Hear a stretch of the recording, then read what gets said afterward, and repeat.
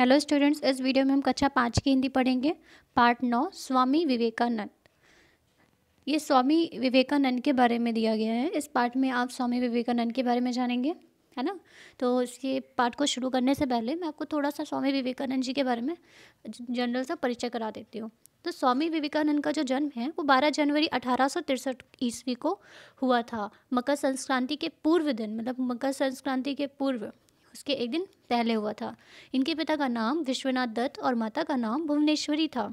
ठीक है। बचपन में विवेकानंद का नाम नरेंद्र था। उन्हें पशु पक्षियों से बहुत ही प्यार रहता था, मतलब पशु पक्षी को बहुत प्यार करते थे। सन 1878 में नरेंद्र नाथ ने हाई स्कूल परीक्षा में मतलब प्रथम श्रेणी में उत्तीर्ण की हुई थी। मतलब जब वो हाई स्कूल परीक्षा जब उन्होंने पास किया तो उन्होंने प्रथम श्रेणी मतलब फर्स्ट डिवीज़न से पास हुए थे। एकांत में चिंतन मनन करना उनका स्वभाव था। मतलब उनका जो स्वभाव था ना, वो अकेले आराम से अलग, सबसे अलग और अकेले बैठ कर के चिंतन मतलब सोचना विचारना, वो हमेशा उनका स्वभाव बना हुआ था। वे स्वामी विवेकानंद रामकृष्ण परमहंस के भक्त थे। इनके संपर्क में नरेंद्र नाथ की सारी शंकाएं दूर हो जाती थी। उन्होंने आजीवन ब्रह्मचारी बने रहने का व्रत लिया हुआ था। मतलब वो हमेशा ब्रह्मचारी बने रहने का उन्होंने प्रण लिया हुआ था। फिर सन 1884 ईस्वी में पढ़ाई के दौरान ही उनके पिता का स्वर्गवास हो गया था। नरेंद्र ने परिवार की सारी जिम्मेदारी अपने ऊपर उठा ली थी। फिर सन 1888 ईस्वी में अपने गुरु रामकृष्ण परमहंस की शिक्षा का प्रचार प्रसार करने के लिए उन्हें भारत भ्रमण किया। उन्होंने मतलब भारत का भ्रमण किया, पूरी तरफ भारत में उन्होंने घूमा। फिर सन 1893 में वे अमेरिका गए। अमेरिका जाने के पूर्व मतलब हमारी अमेरिका जाने के पहले उन्होंने अपना नाम विवेकानंद रख लिया था। फिर 11 सितंबर 1893 ईस्वी को शिकागो में विश्व धर्म महासभा के अधिवेशन में उन्होंने खूब जोशीला भाषण दिया हुआ था। 4 जुलाई सन 1902 ईस्वी को 40 वर्ष से भी कम आयु में उनका देहांत हो गया था। सोचिए कितनी कम उम्र में कितनी तरक्की पा ली थी, और उसके बाद भी फिर भी ये अभी तक सभी के दिल में फेमस हैं। मतलब उनके लिए सब आज भी वो बहुत ही पूजनीय माने जाते हैं। स्वामी विवेकानंद एक महापुरुष थे। चलिए इनकी कहानी हम विस्तार पूर्वक समझते हैं और पढ़ते हैं। पावन भूमि भारत के कोलकाता पश्चिम बंगाल में 12 जनवरी 1863 ईस्वी को मकर संक्रांति के पर्व पर दत्ता परिवार में एक बालक का जन्म हुआ था। मतलब मकर संक्रांति के पर्व पर, पूर्व पे नहीं, सॉरी, उनके जिस दिन मकर संक्रांति था ना, उसी पर्व को 12 जनवरी 1863 को इनका जन्म हुआ था। फिर देखिए बोलते हैं कितना प्यारा बच्चा है, ये बहुत ही तेजस्वी है, मैं इसका नाम नरेंद्र रखूँगा, इनके पिताजी ने बताया। फिर बालक नरेंद्र की माँ भुवनेश्वरी धर्मपरायण और शालीन महिला थी। मतलब जो इनकी नरेंद्र की जो माता थी, मतलब विवेकानंद जी की जो माता थी, वो बहुत ही धर्म युक्त रहती, मतलब धर्मों का बहुत ही अच्छे से पालन किया करती थी और बहुत ही शांत महिला थी। रामायण और महाभारत प्रिय ग्रंथ थे उनके। रामायण और महाभारत उनके प्रिय ग्रंथ थे। इसका प्रभाव बालक नरेंद्र पर भी पड़ा, क्योंकि माँ से ही बेटे का जन्म होता है, और माँ जितनी भी चीज़ें करती हैं वो जो गुण होते हैं वो बच्चे में भी आते हैं। तो वो उन्होंने क्या किया, नरेंद्र हमेशा अपनी माँ को देखते थे कि वो हमेशा रामायण और महाभारत पढ़ा करती थी। उनको देख करके उनके अंदर भी रुचि आती थी, और उनका उस चीज़ का प्रभाव जो है नरेंद्र पर भी पड़ा। फिर वो कहते हैं माँ मैं भी रामायण पढ़ूंगा। जब उनकी माँ पढ़ रही थी रामायण तो उनकी इच्छा हुई कि उन्होंने अपनी माँ से बोला कि माँ मुझे भी रामायण पढ़ना है। फिर अगले पेज पर हम आते हैं। उनके पिता विश्वनाथ दत्त कोलकाता हाई कोर्ट में वकील थे। वे अंग्रेजी तथा फारसी के अच्छे विद्वान भी थे। नरेंद्र की आरंभिक शिक्षा मतलब पहली शिक्षा, जो स्टार्टिंग की जो शिक्षा थी और दीक्षा घर में ही हुई थी, उनकी मम्मी ने कराया था। माँ ने उन्हें अंग्रेजी और बंगला का अक्षर ज्ञान कराया था। मतलब उनकी जो मम्मी थी ना, उन्होंने पहली शिक्षा उनको दी थी, और अंग्रेजी का और बंगला का जो अक्षर है का ज्ञान उन्होंने अपने बच्चे को बताया था। देखिए जैसे पढ़ रहे हैं ABCD, ये पढ़ रहे हैं ABCDE, है ना। इस प्रकार उनकी मम्मी उनको घर में बैठ के पढ़ाया करती थी, जिस प्रकार आपकी मम्मी आपको घर में बैठ के पढ़ाती हैं।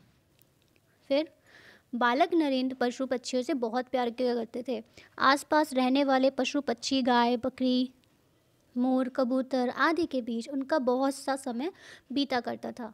मतलब उनके आसपास आप यहाँ पे देख रहे हैं, ये देखिए एक पिक्चर है, यहाँ पे जब वो घर में रहा करते थे, आसपास रहा करते थे ना, तो पशु पक्षी, ये देखिए गिलहरी, पशु पक्षी जितने भी हैं ना, वो उनको बहुत प्यार किया करते थे और उनके साथ काफ़ी समय बिताया करते थे।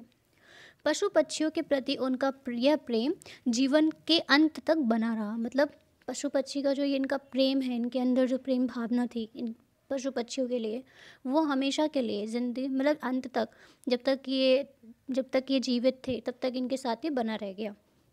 फिर इनकी माँ बोलती है, बेटा तुम कहाँ हो? माँ, फिर बच्चा बोलता है, नरेंद्र जी बोलते हैं, माँ मैं यहाँ पर हूँ। फिर क्या हुआ? नरेंद्र ने खेल कूद तथा अन्य विषयों में भी रुचि दिखाई थी। मतलब उन्होंने, नरेंद्र का जो दिमाग था वो बहुत ही अच्छा था, क्योंकि वो खेल कूद के साथ साथ भी कई विषयों में भी रुचि दिखाई थी। उनका इंटरेस्ट कई चीज़ों में था। उन्होंने एक नाटक कंपनी और व्यायामशाला गठित की थी।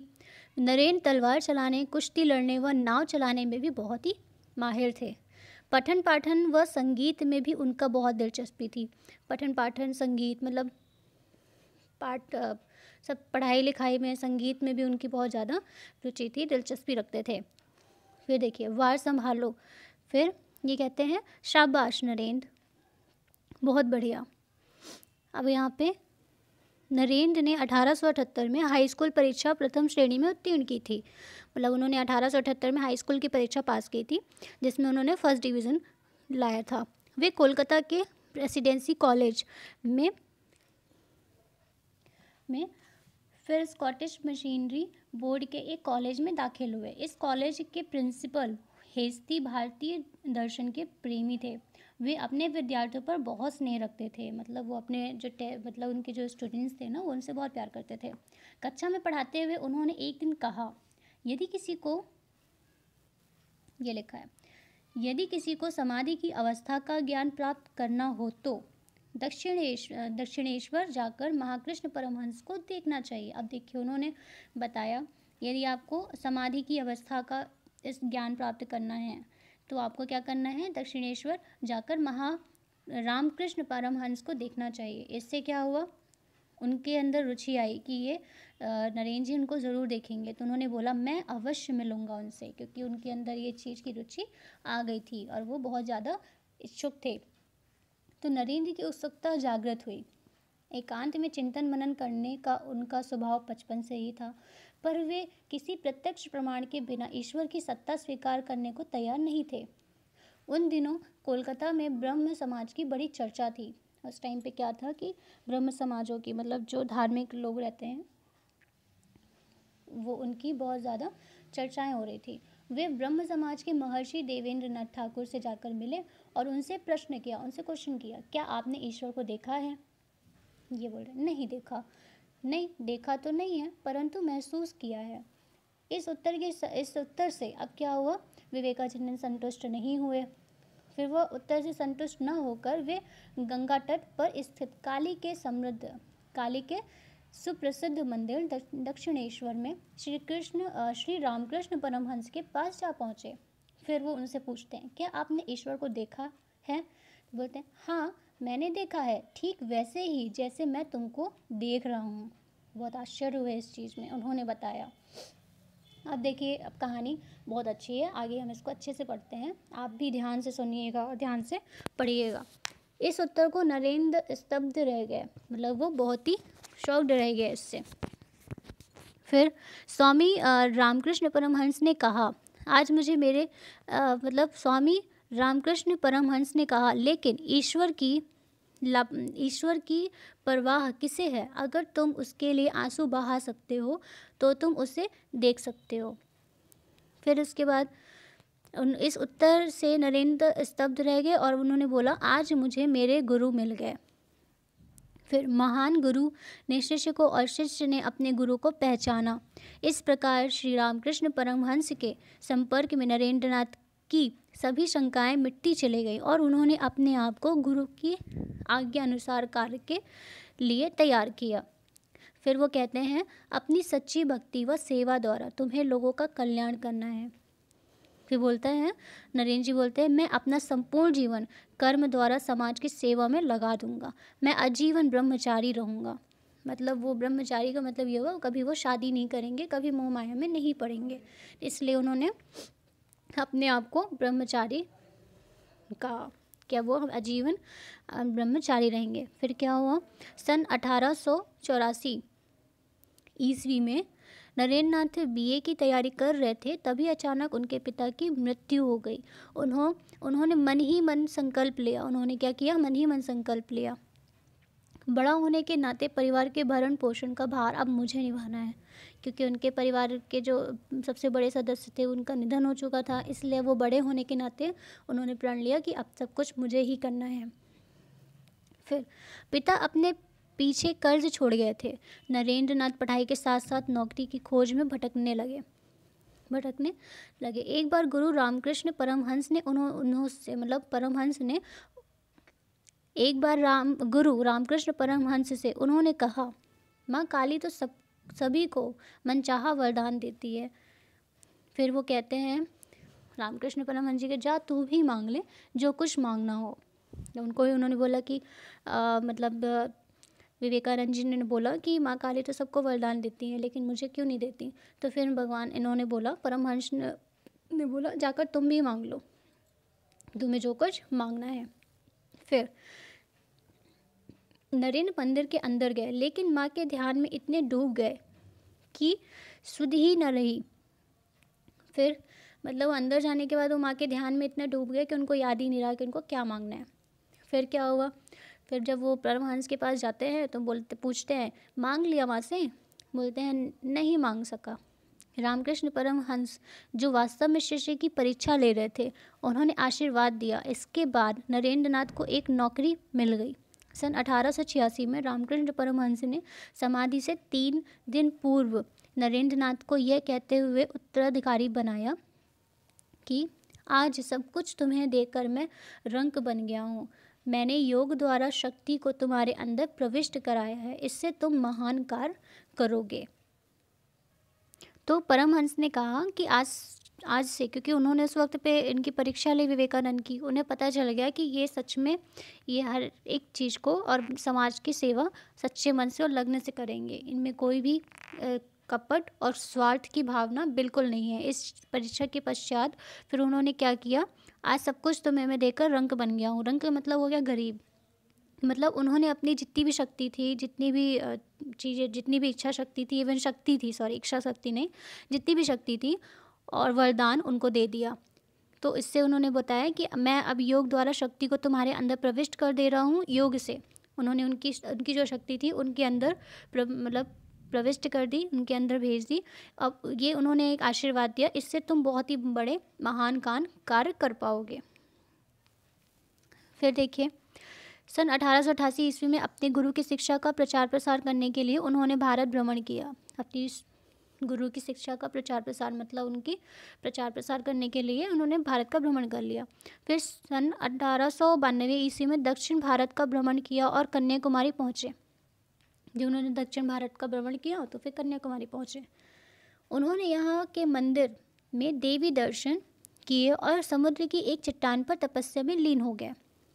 यहाँ उन्हें दिव्य अनुभूति हुई और उन्होंने देश सेवा का प्रण लिया। मैं अपने देश की सेवा करूँगा, ये उनका प्रण लिया है यहाँ पे।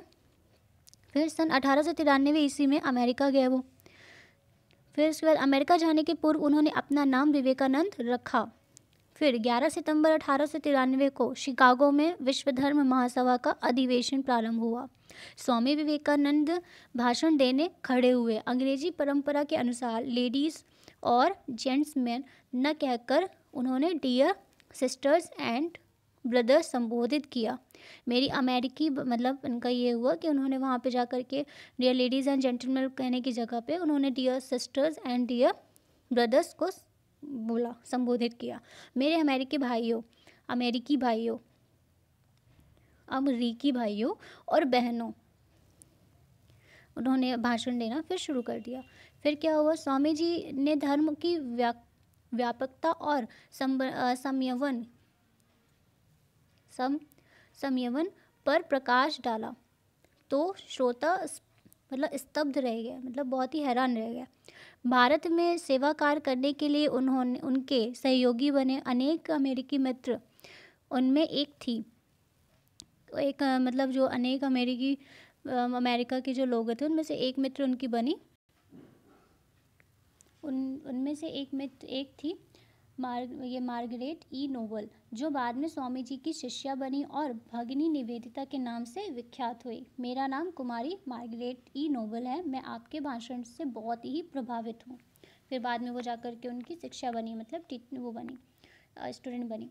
कोलकाता में रहकर स्वामी जी ने सभी धर्मों को एक ही धर्म के विभिन्न रूप जानकर उनमें परस्पर भाईचारे की स्थापना के लक्ष्य की पूर्ति के लिए सराहनीय कार्य किए। फिर 4 जुलाई सन 1902 में ईस्वी को 40 वर्ष से भी कम आयु में स्वामी विवेकानंद जी ने अपना पार्थिव शरीर त्याग दिया। मतलब फिर वो क्या किया, उन्होंने वो स्वर्गवास हो गया। वैसे तो हम महान लोगों को स्वर्गवास नहीं कहते हैं, मतलब उन्होंने अपना शरीर जो है उसको त्याग कर दिया। इस प्रकार ये पार्ट जो है समाप्त होता है। तो इसके प्रश्न उत्तर आपको दिए जा चुके हैं, इनको आपको याद कर लेना है। Okay, thank you students.